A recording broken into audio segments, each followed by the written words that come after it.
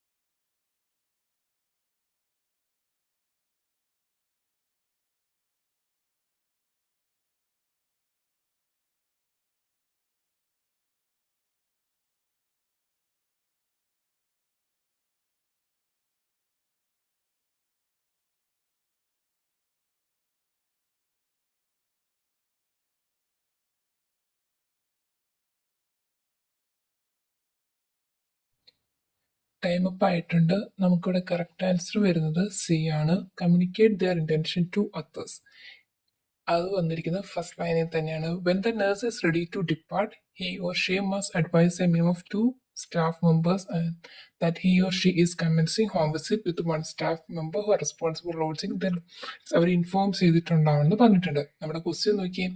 According to the extract prior to making a home visit nurses must, അവരെന്താണ് ചെയ്യേണ്ടതെന്നാണ്. Prior to, അതായത് home വിസിറ്റിന് മുന്നേ എന്ത് ചെയ്യണം എന്നാണ് ചോദിച്ചിരിക്കുന്നത്. അവർ ഇൻഫോം ചെയ്യാനാണ് പറഞ്ഞിരിക്കുന്നത്. അതവിടെ വെക്കുക. ബാക്കി 2 ഓപ്ഷൻസ് നോക്കുക.